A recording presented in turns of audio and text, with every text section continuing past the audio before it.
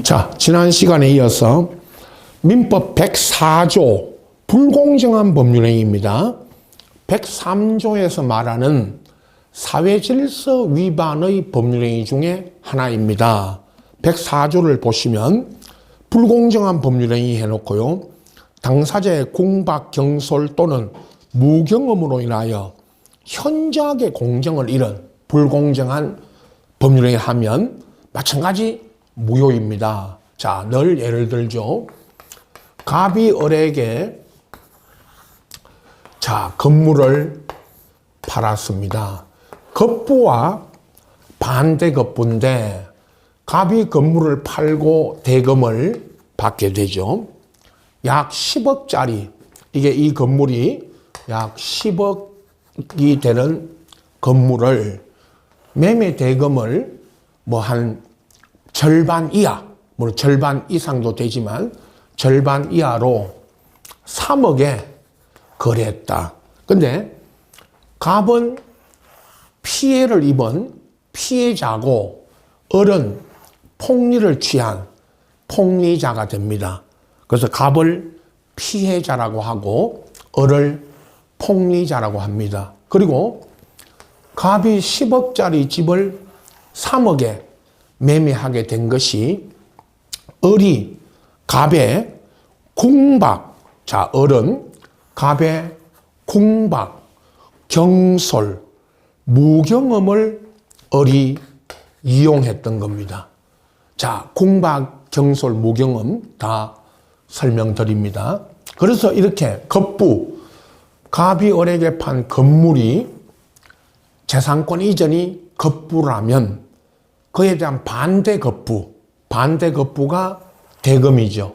급부와 반대급부 간에 저렇게 현저하게 공정을 또는 현저하게 균형을 잃은 이런 법률행위를 하게 되면 이것도 사회질서 위반으로서 무효이다라고 이제 해석을 하죠. 물론 104조에서 규정하고 있지만 이 자체가 사회질서 위반입니다.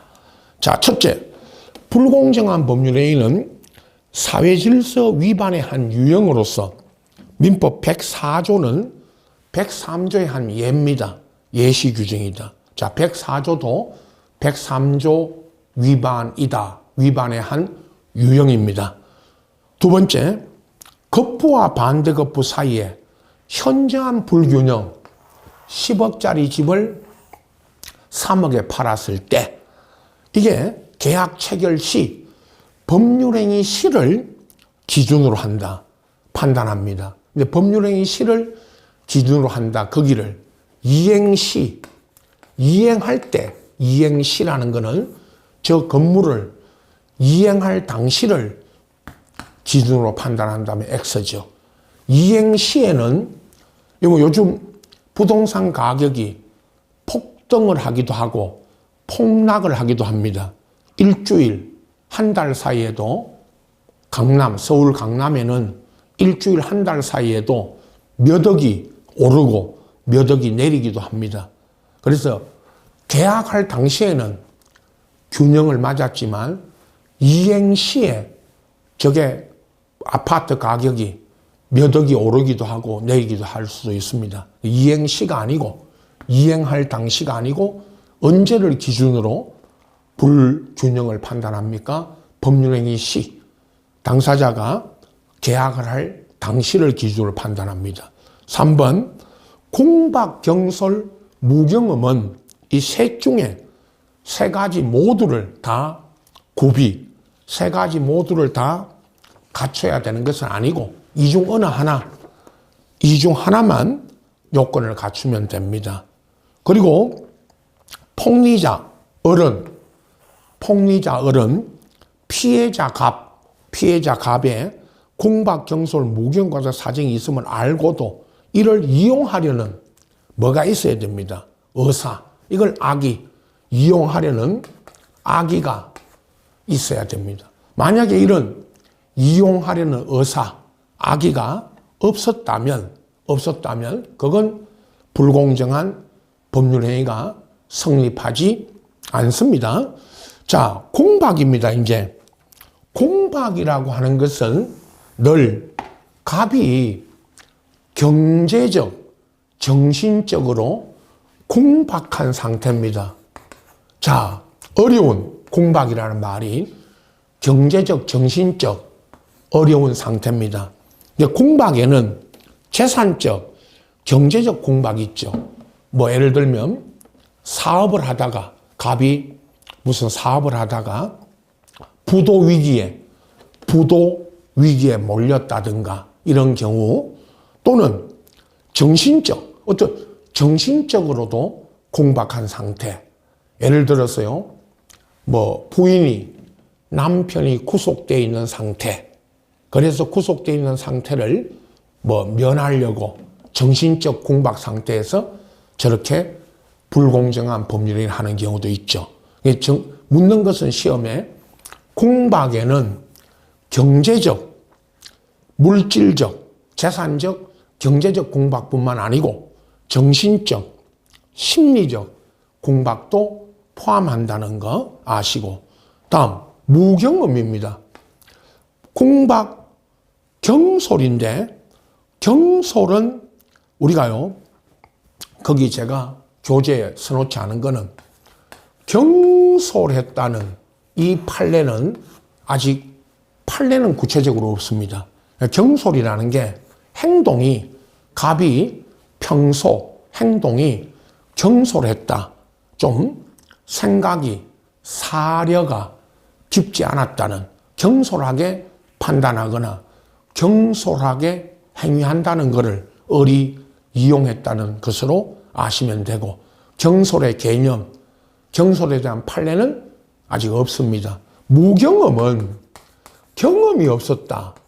최근에 저런 갑이 집을 팔아본 경험이라든가, 또는 저 집값이 그전에 3억, 4억 가던 것이 저렇게 10억으로 집값이 올랐다는 것을 갑이 몰랐던 거죠. 무경험으로.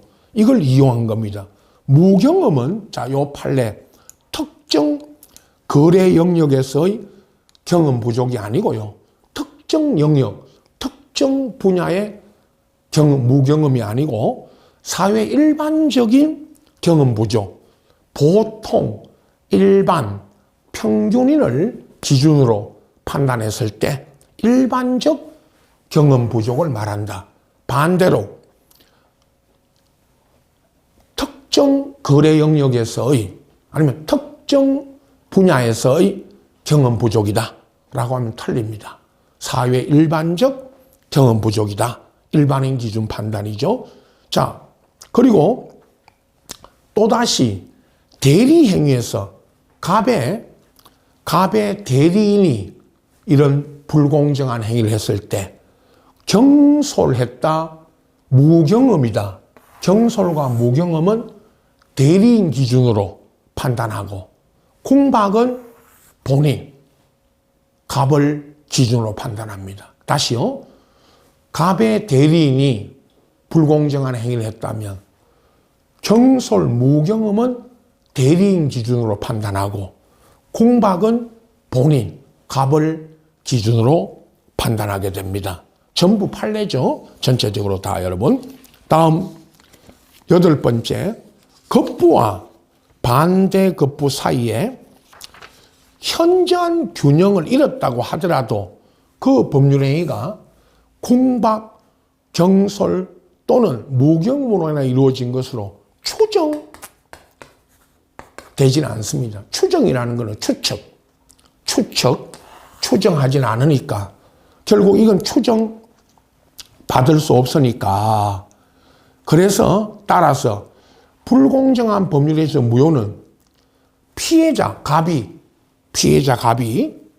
공박, 경솔, 무경험을 이용당했다는 것을 갑이 뭐 해야 됩니다? 입증을 해야 됩니다. 추정되지 않는다는 것은 갑이 이러한 걸 이용당했다는 걸, 자기가 공박 상태에 있었다는 것을 입증을 하고 그걸 이용했다는 것을 입증해야 됩니다. 9번, 제일 또 많이 묻는 정려나 경매. 정려는요, 여러분, 정려는 무상, 반대 거부가 없는 정려, 무상, 대부 매매. 시험에는 불공정한 법률행위를 물을 때 매매로 묻고, 매매. 정려는 무상 정려니까 정려의 경우에는 불공정한 법률행위가 적용될 수가 없고요. 반대 거부가 없으니까. 경매. 그러면 경매의 경우에도 법원에서 10억짜리 건물이 경매가 됐을 때 반 이하, 5억 이하로 경매될 수도 있습니다. 경매가가 아주 떨어지는 수도 있죠. 그럼 경매의 경우에는 불공정한 법률행위가 적용되지 않습니다. 제일 많이 묻는 게 정려. 경매의 경우에 정려나 경매를 했을 때 불공정한 법률행위로서 무효가 될 수 있느냐? 무효가 될 수 없습니다. 적용되지 않는다는 것. 다만 그러나 단독행위, 채권 포기 같은 단독행위는 적용될 수 있다. 자, 이런 예를 들었죠. 판례가 부인이 구속되어 있는 남편을 석방시키려고 정신적, 심리적으로 공박한 상태에서 부인이 채권을 포기하는 이런 행위도 불공정한 법률행위가 될 수가 있다고 했습니다. 판례는. 그리고 10번 불공정한 법률행위에서 무효이면 피해자 갑은 이미 이행된 이미 이행된 건물에 반환을 청구할 수 있고 반대로 폭리자 어른 불법 원인급여로서 불법을 원인으로 급여한 것이니까 저 대금 3억을 이 지급된 대금 3억을 갑에게 반환 청구할 수가 없습니다. 알겠죠? 없다. 그리고 11번 불공정한 법률행위도 절대 무효니까 절대 무효는 절대 뭐 할 수 없다. 추인. 이거 추인해서 유효로 할 수가 없습니다. 단 또 선의의 제3자 이미 을에서 저 건물이 갑에서 을로 넘어간 저 건물에 대한 매매가 불공정한 행위로 무효이고 다시 병에게 저 건물이 병에게 다시 이전돼 갔죠. 처분. 그럼 이 병이 이 병은 선의여도 보호받을 수 없고 선의의 병에게도 갑과 을은 특히 갑은 선의의 병에게도 무효 주장할 수 있다 없다? 있다. 병은 선의여도 보호가 안 됩니다. 103조 사회질서 위반 이중매매의 무효 불공정한 법률행위 무효는 절대적 무효입니다. 누구에게나 선이든 악이든 누구에게나 무효를 주장할 수 있습니다. 그게 절대 무효고 절대 추인할 수 없습니다. 꼭 알아두시고요. 다만 12번에 불공정한 법률행위가 무효일 때 무효행위의 전환 법리가 적용될 수 있느냐? 있다. 민법 138조에 따라 이게 무효일 때 불공정한 법률행위가 무효일 때 다른 행위로서의 요건을 갖추면 그 다른 법률행위로서 전환이 되어 유효가 될 수는 있다는 겁니다. 그게 138조입니다. 다만 시험에 묻는 거는 이 지문 하나.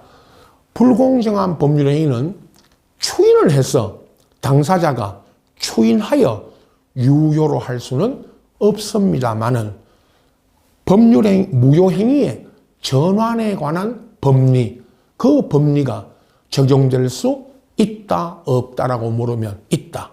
만약에 무효행위 전환 법리를 적용할 수 없다라고 한다면 그건 틀린다라는 사실만 잘 알아두시면 됩니다. 자, 103조와 관련해서 민법 104조, 이 불공정한 법률행위도 출제 빈도가 대단히 높습니다. 그래서 잘 정리하시고 또 문제풀이 가서도 사회질서 위반과 관련해서 문제를 다양하게 다룰 것입니다. 자, 다음 법률행위 해석입니다. 7번에 자, 우리가 이제 갑과 을이 무슨 법률행위를 했습니다. 근데 이 법률행위가 내용이 불분명할 때 갑과 을이 행위를 했는데요. 무슨 계약 이런 법률행위가 계약서라든가 이런 내용에 불분명한 점이 있어서 표의자, 갑의 표의자라는 것은 이제 바로 우리 이 시간에 좀 들어가는 의사표시를 한 표의자의 의사표시가 불분명하거나 또는 표의자의 행위가 상대방 을과의 관계에서 어떤 계약이나 계약서의 내용을 놓고 서로 다르게 주장하거나 다르게 해석을 할 수가 있죠. 그래서 법률행위의 내용이 불명확할 때 어떻게 해석해야 되느냐. 물론 법원의 재판, 법원의 판결을 통해서 이제 궁극적으로 결론적으로 해석을 하겠지만 민법에서는 해석 방법으로 세 가지를 이야기하고 있죠. 자연적 해석, 여러분 자연적 해석은 표의자 씨가 표의자의 입장에서 하는 게 자연적 해석입니다.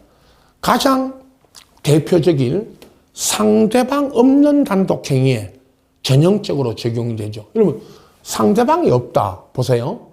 상대방이 없다면 상대방 없는 단독행위는 누구 입장에서 해석을 해야 되겠죠? 표의자. 당연하죠. 그걸 무슨 해석이라 하죠? 자연적 해석입니다. 다음 규범적 해석입니다. 규범적 해석은 상대방 시각에서 표시된 행위, 자, 표의자가 아니고 이번에는요 보십시오. 표의자가 아니고 상대방의 입장에서 해석을 하는 것입니다. 상대방 입장에서 표시행위, 그 표시행위에 따라 해석하는 거죠.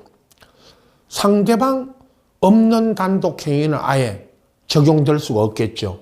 상대방이 없다면 상대방 없는 단독행위는 아까 첫 번째 무슨 해석 방법에 따라야 됩니다? 자연적. 그럼 상대방 없는 단독행위는 이 규범적 해석이 적용될 수가 없겠죠. 그리고 우리 판례는 한편 부당한 내용의 계약 조항을 하나의 예문이라고 하고 이를 무효하는 해석을 예문 해석이라고 합니다. 상대방 입장에서 계약을 할 때 상대방 입장에서 부당한 내용의 계약 조항이 있다면 그건 하나의 무효화시켜서 예문 해석으로서 무효화시키는 것이 당연하겠죠. 자, 자연적 해석은 표의자 입장, 규범적 해석은 상대방 입장에서 해석하는 거죠. 그리고 보충적 해석입니다. 보충적 해석은 제3자, 표의자와 상대방이 아닌 제3자 시각 또는 제3자 입장에서 해석을 하는 겁니다. 자, 여기 제3자라는 것은 대부분 이제 우리가 재판 등을 하게 되면 법관들이 제3자적 입장에서 해석을 하겠죠. 그러한 해석을 말하는데 가장 대표적으로 계약 있죠. 여러분, 계약을 해석을 할 때 계약은 어떤 계약서를 써놓고도 계약서를 작성해 놓고 어떤 계약서 내용의 어떤 문구 하나의 어떤 내용을 놓고 표의자와 상대방이 각각 다르게 해석할 수 있죠. 또는 다르게 바라볼 수가 있죠. 그렇다면 표의자 입장이나 상대방 입장이 그 계약서 내용을 바라보는 입장이 다르다면 이제는 제3자적 입장에서 해석을 해야 되겠죠. 그래서 이 계약의 경우에는 이런 여러분, 보충적이라는 것은 당사자가 아닌 제3자가 보충적으로 이렇게 해석을 하는 겁니다. 이런 방법이 있다. 3가지. 그리고 해석 기준. 우리가 관습법 할 때 제가 사실인 관습 이야기를 했죠. 106조. 그 사실인 관습이 법률행위 해석 기준이 됩니다. 해석 기준 106조야 뭐 다 알고 계시죠. 법령 중에 선량한 풍속 기타 사회질서와 관계없는 규정. 이 규정이 무슨 규정입니까? 임의 규정. 임의 규정이 있으면 그 임의 규정과 다른 관습이 있으면 이 관습이 당사자 의사가 명확하지 않으면 관습에 따라 해석을 합니다. 이걸 우리 법률행위 해석 기준. 첫째, 목, 사, 임, 신 이렇게 이제 말씀드렸죠. 특히 계약을 해석을 할 때, 아니면 표의자의 의사표시를 해석할 때, 첫 번째가 당사자가 기도하는 목적. 그걸 다른 말로 의사입니다. 당사자는 무슨 의도로 당사자가 무슨 의도로 계약을 했는지 그게 중요하죠. 제일 중요한 거는 당사자의 뭐가 중요하다 여러분? 의사. 무슨 일을 하든 우리 법적인 계약을 이야기하고 있지만요. 일반적으로도 당사자의 의사가 중요한 거죠. 그죠? 그게 첫 번째 해석 기준이고, 당사자의 목적, 의사가 또는 아까 106조에서 당사자 의사가 명확하지 않을 때는 사실인 관습법이 아니죠. 이거는 우리 사회에 존재하는 관행, 사실인 관습에 따라 해석을 하게 되고요. 사실인 관습도 없다면 임의 규정, 민법에 임의 규정이 있다면 임의 규정에 따라 해석을 하고, 임의 규정도 없다면 신의 성실의 원칙, 신의 성실의 원칙. 이게 다른 말로 조리가 신의칙입니다. 이렇게 해석을 해야 됩니다. 다시요. 그러면 당사자의 의사가 당사자의 의사에 대해서 갑과 을이 서로 다른 시각으로 바라보거나 법률행위를 해놓고 계약을 해놓고 다툼이 있을 때 법관이 재판을 통해서 이제 이 당사자들의 어떤 다툼을 재판할 때 해석 기준이, 법률행위를 해석하는 기준이 첫째, 당사자가 의도하는 목적, 의사. 그게 명확하지 않으면 사실인 관습도 없다면 임의 규정도 없다면 신의칙, 조리에 따라 법의 일반 원칙, 조리가 법의 일반 원칙이죠. 대표적인 신의칙입니다. 이에 따라 해석을 해야 된다는 겁니다. 그리고 판례 몇 가지를 보십시오. 제가 그 교재에 정리해드린 판례. 여러분, 법률행위 해석을 묻는 문제는 출제 빈도는 낮습니다. 최근 한 10년간에 한두 번 정도 출제된 부분이지만 주로 요 판례들을 가지고 이렇게 물었죠. 첫째, 계약의 당사자가 누구이냐? 그럼 계약의 당사자가 누구인지를 밝히는 것도, 그걸 확정하는 것도 법률행위 해석의 한 내용입니다. 이제 묻는 게 법률행위 당사자가 누구냐? 이걸 명확히 하는 것도 법률행위 해석과 관계 있다 없다 하면 있다, 없다면 틀립니다. 그것도 해석과 관계된 겁니다. 2번, 법률행위 해석은 서면, 여기 서면은 계약서, 당사자들이 계약을 할 때 작성했던 계약서 있죠. 계약서. 그 계약서에 사용된 문구에 구애받는 것이기 때문에 그시므로 당사자가 그 표시행위에 부여한 의미를 논리칙이라는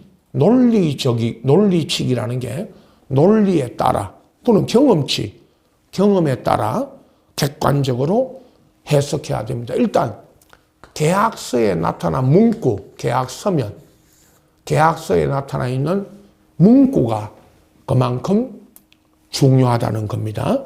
그걸 가지고 논리적으로, 경험적으로 해석을 해야 되는 거죠. 3번, 당사자의 진정한 의사를 알 수 없다면, 알 수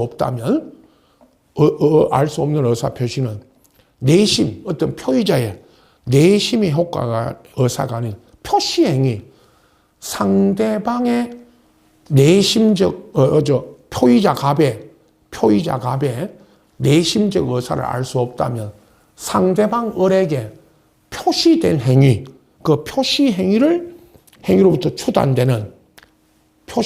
추측되는 효과 의사를 기초하여 해석하는 게 원칙인데, 표의자의 내심적 의사를 알 수 없다면 상대방에게 표시된 그걸 가지고 해석을 해야 된다는 거죠. 4번, 이런 지문들 자주 나옵니다. 매매 계약서에 계약 사항에 이의가 생기면, 어떤 계약서에 무슨 이의가 있으면, 당사자 간의 다툼이 생기면 매도인의 해석에 따른다라고 돼 있어도 그 조항은 법원의 법률행위 해석권을 구속하지 않습니다. 이런 조항을 계약서에 썼더라도 그건 법원이 재판할 때 그 조항이 법원을 구속하지 않습니다. 5번, 자, 요 판례 또는 요 지문을 가지고 문제를 냈죠. 당사자가 모두 X 토지를 계약을 하기로 합의를 해놓고 계약서에는 또는 그 지번 등을 착각해서 계약서에는 Y 토지로 표시했다 하더라도 X 토지의 계약이 성립한다. 자, X 토지에 계약을 하기로 합의해놓고 갑과 을이 Y 토지를 계약서에 적고 또 여기까지요. Y 토지에 대한 등기가 넘어갔더라도 이 X 토지의 계약이 유효고, X 토지에 대한 계약이 유효고, Y 토지에 대한 계약은 무효입니다. 또 Y 토지의 등기가 넘어가도 이것도 무효입니다. Y 토지에 대한 등기는 말소되어야 하고 다시 X 토지에 등기해 가야 됩니다. 이 사례, 이 자체가 문제가 돼서 나왔죠. 다시 말씀드립니다. 5번, 당사자가 갑과 을이 X 토지에 계약을 하기로 합의해 놓고 Y 토지에 대한 계약서에 Y 토지라고 적고 등기를 이전했더라도 X 토지에 대한 계약이 유효고 Y 토지에 대한 계약과 등기는 무효입니다. 25번지 토지에 25번지 토지에 계약을 해놓고 52번지 요렇게도요. 25번지에 계약을 한 갑과 을이 52번지를 계약서에 쓰고 등기했더라도 마찬가지 이야기입니다. 꼭 알아두시고 6번 사실인 간섭은 우리 했죠.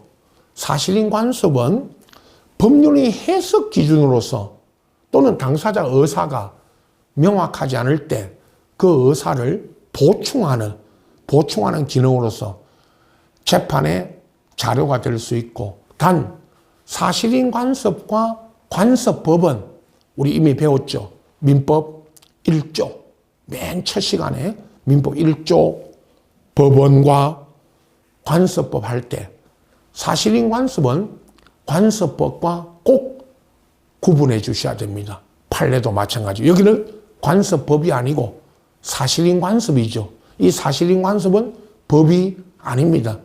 법은 아니지만 하나의 사실이지만 관행으로서의 사실이지만 법률행위 해석 기준이 되는 것입니다. 다음 7번은 뭐냐? 오표시 무효의 원칙은 잘못 표시해도 당사자 의사와 다르게 계약서에 잘못 표시, 오표시, 잘못 표시했더라도 무효라는 건 해가 없다. 그 말은 오표시 무효의 원칙은 법률의 해석 중 자연적 해석. 여러분, 자연적 해석이라는 것은 누구 입장에서 해석하는 거죠? 표의자 입장에서 해석하는 거죠. 표의자가 잘못 표시를 했더라도 그건 계약의 행위에는 해가 없다. 영향을 미치지 않는다. 그런 뜻이죠. 자연적 해석에 따른 것이니까. 8번 상대방이 대리인의 대리 사실을 알고 대리인과 계약을 하였다면 대리권이 존재하지 않더라도 일단 계약의 당사자는 본인과 상대방이 되죠. 대리인에게 대리권이 없기 때문에 이제 무권 대리로서 문제가 발생합니다만은 일단 상대방이 대리인의 대리 사실을 알았다면 계약의 당사자는 본인과 상대방이 되죠. 대리인이 계약의 당사자가 되는 것은 아닙니다. 그런 뜻이죠. 9번 총완결이라고 기재한 영수증. 자, 돈을 받을 때 우리가 이런 약정하죠. 1억의 돈을 갚아야 되는데 1억이 없으니까 8천만 원만 지급하고 8천만 원만 주고 1억을 다 갚은 것으로 하자. 총완결. 1억 중에 8천만 갚을 테니까 다 갚은 거로 해달라. 그래서 상대방은 8천이라도 받으려고 총완결이라고 써줬죠. 그렇다면 이건 그 기재 내용대로 총완결된 것이 됩니다. 나중에 1억 중 8천만 원 외에 2천만 원은 더 받을 수가 없죠. 또 각서에 최대한 노력하겠다. 여러분 무슨 부부간이든 아니면 뭐 근로계약에서 우리 사용자와 근로자 간에 사용자가 근로자들에게 최대한 노력하겠다. 이런 기재는 법적 구속력이 있다 없다? 없다. 자, 최대한 노력해 주겠다. 이건 법적 구속력이 없다. 근로자들이 파업을 멈추면 근로자들의 파업을 멈추면 사용자가 근로자들에게 구속되지 않도록 최대한 노력해 주겠다. 이런 각서를 써도 이 각서에 최대 노력하겠다는 이 문구가 어떤 법적인 구속력이 있는가? 이건 없다는 겁니다. 자, 10번은 우리 이미 배웠죠.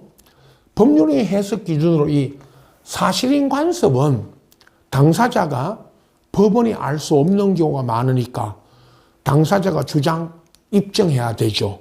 간섭법은 그러나 간섭법은 당사자가 주장 입증해야 됩니까? 법원이 직권으로 판단합니까? 직권으로. 당사자 주장이 없어도 간섭 법원요. 그러나 사실인 간섭은 법원이 알 수 없는 경우가 많다. 그래서 당사자가 주장 입증을 해야 법원이 심판합니다. 자, 이렇게 이런 판례들 다시 한번 점검하시고, 자, 이제 제 7장 의사표시로 갑니다. 자, 먼저 앞에서 말씀드린 것처럼 의사표시의 불일치와 하자 있는 의사표시 네 가지. 의사표시 불일치에는 우리 앞에 일반 이론에 적어드린 것처럼 민법 107조 비진의 표시, 진이 아닌 의사표시, 108조 통정 허위 표시, 109조 착오로 인한 의사표시는 그건 의사표시 불일치.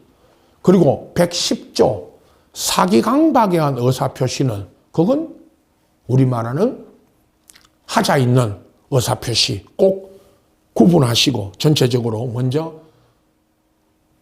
네 가지를 설명드립니다.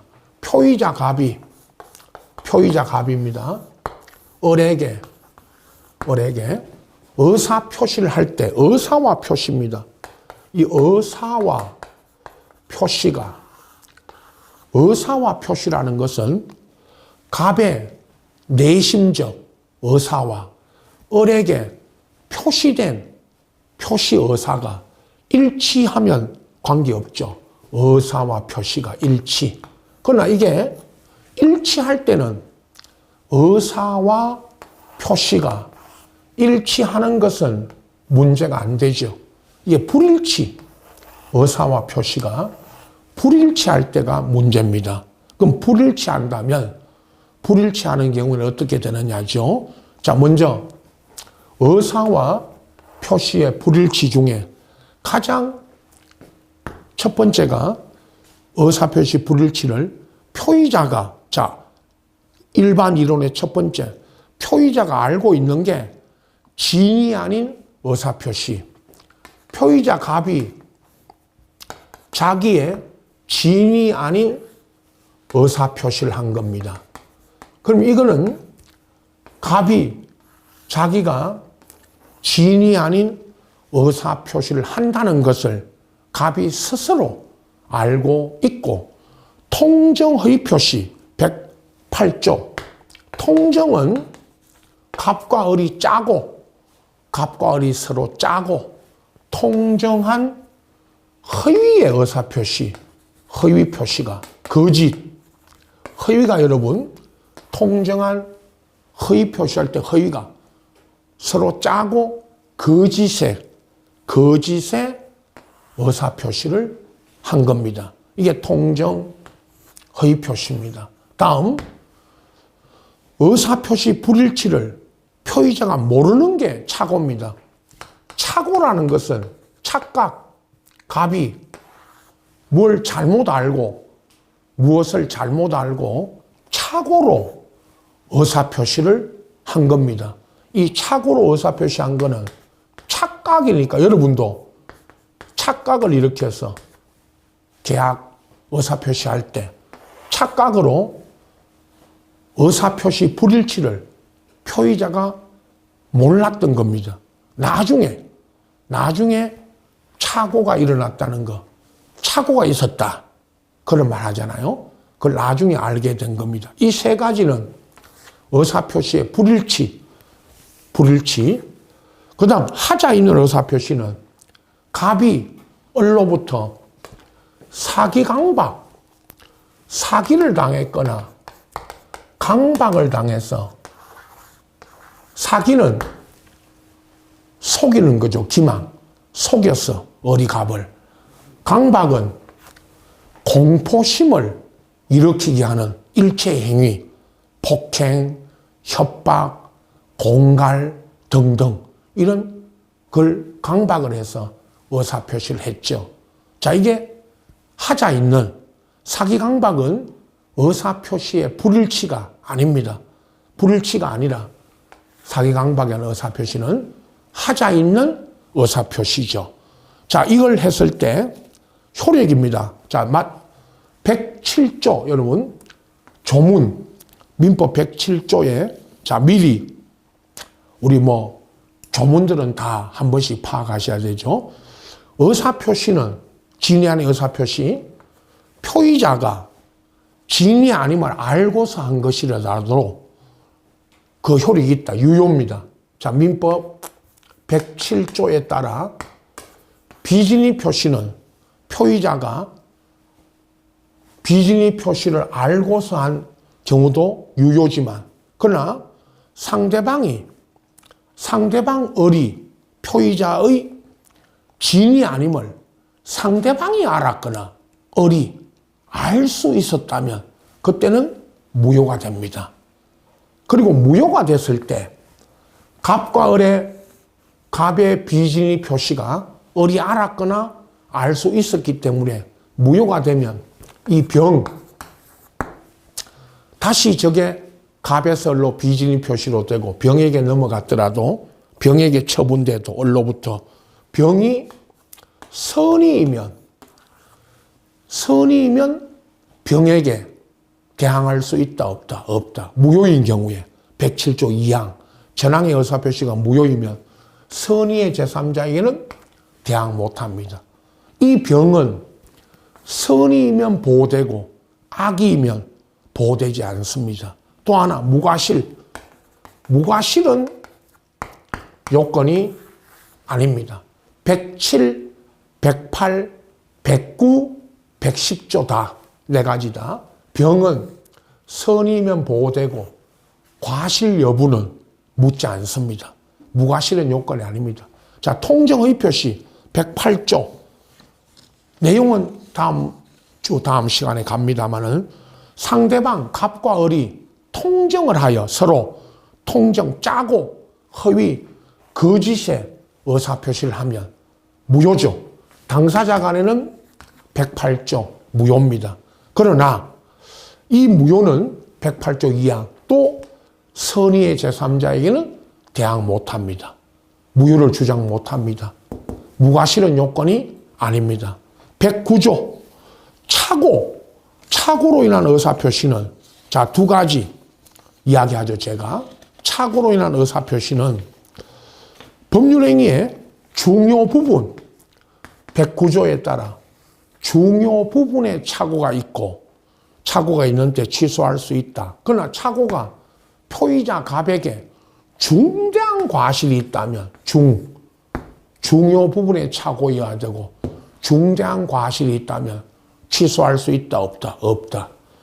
만약에 전항의 의사표시가 취소가 됐을 때 착오로 취소하게 되면 선의의 병, 다시 병에게 넘어갔을 때 선의의 병에게는 대항하지 못한다.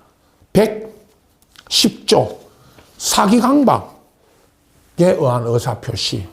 상대방 을이 갑에게 사기강박을 했으면 당연히 취소할 수 있죠. 110조 1항에 따라. 그러나 110조 2항 상대방 있는 의사표시에서 제3자가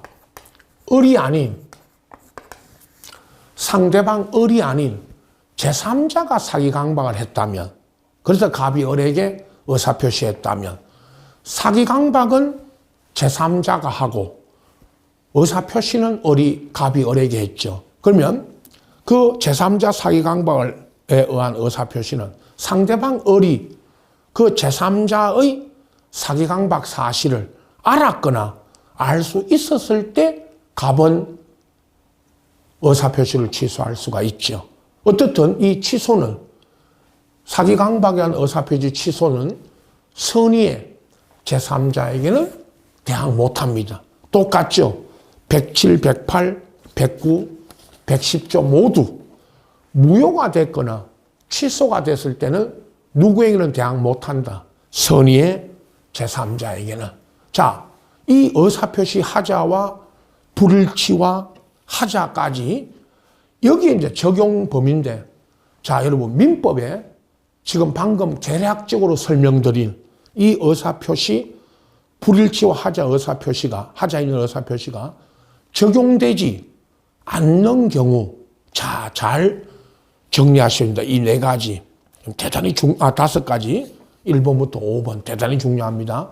가족법상의 행위. 가족, 우리 배우진 않지만, 가족법에 혼인, 이혼, 입양, 이런 데는 민법 총칙에 이 의사표시 이론이 적용이 안 됩니다.